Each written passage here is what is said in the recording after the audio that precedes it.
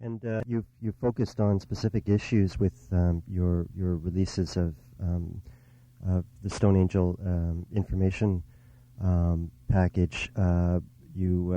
Maybe we could talk about the different issues that you've released and what they focused on.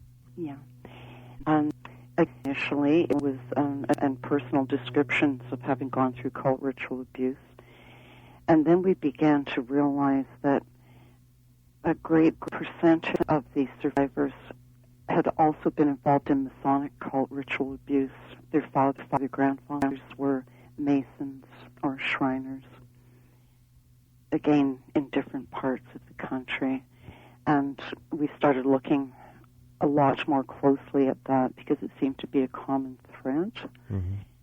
And once the presidential hearing had been conducted in Washington in 1995, and the survivors of childhood mind control experimentation came forward with their testimony, and that became part of the public record, we were then able to we were then able to publicly come forward with the information about the mind control experimentation that had been described by certain survivors, and the military connection began to come in there.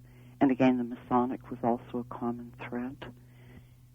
Research has been conducted by Dr. Stephen Kent, a sociologist at University of Alberta, on cult practices, deviant religions, and it is the focus of his work that the Masons seem to be the secret society who come up over and over again whenever cult practices are disclosed by survivors or investigated by researchers.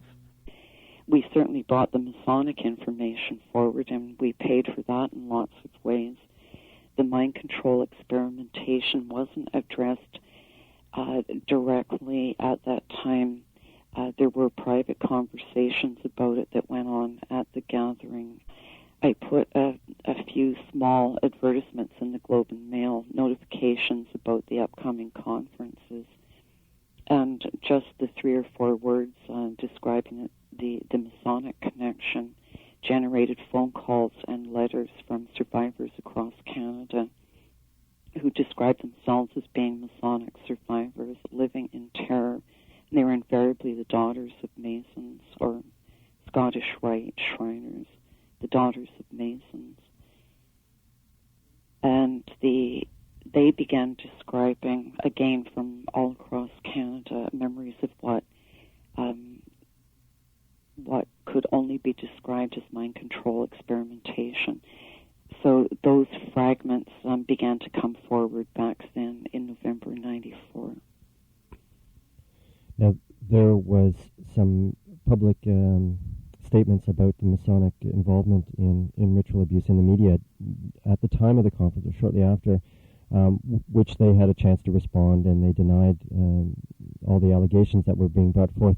Has there been further responses from the Masonic Lodge since the conference, and what or any further communication?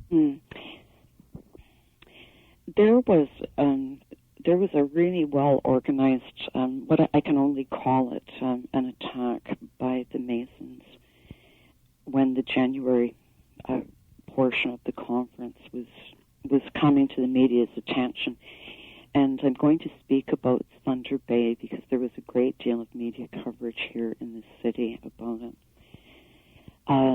There was a fax campaign where the then Premier Bob Ray received faxes from Masons all over the province denouncing what the Stone Angels were doing in Thunder Bay. I had messages left on my answering machine at that point, day after day, from Masons and wives of Masons in northwestern Ontario, including a call from the wife of a Mason up in Moose Factory, and also the publisher of a newspaper in Dryden who refused to print the notice about the conference itself because her husband was a Mason. So she chose as publisher and editor of the regional newspaper to not let people in that part of northwestern Ontario that there was such a gathering. And there was a big public outcry by the Masons that they were not allowed to come and attend our conference. And we were very explicit and very clear about Masons not being allowed to attend. Registration was closed to survivors and therapists and service providers. That's who it was designed for. And I received a series of calls from two particular Masons over a period of time here in Thunder Bay. One of them was a retired policeman, Peter Toohey, who also went on television denouncing what we were doing.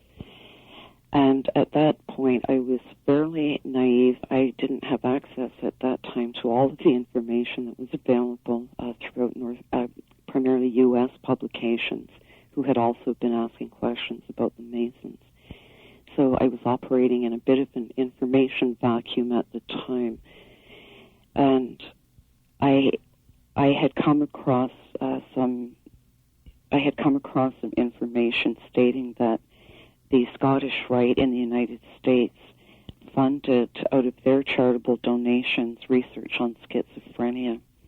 I can remember reading that and thinking how curious and how chilling that the upper echelon within the Masonic secret society would choose to use their charitable monies to fund research on schizophrenia, which is very similar in some ways to the multiple personality disorder or the dissociative identity disorder, which is displayed by 99% of survivors of ritual abuse and certainly of mind control experimentation. Mm-hmm.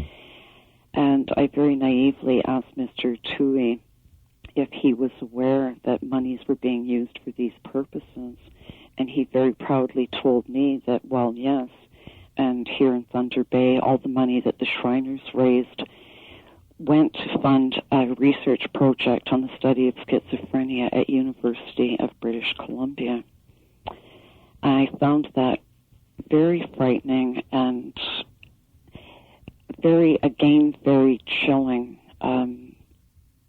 that the money from this community in northwestern Ontario, raised by this male secret society, would be directly funneled to a university on the West Coast.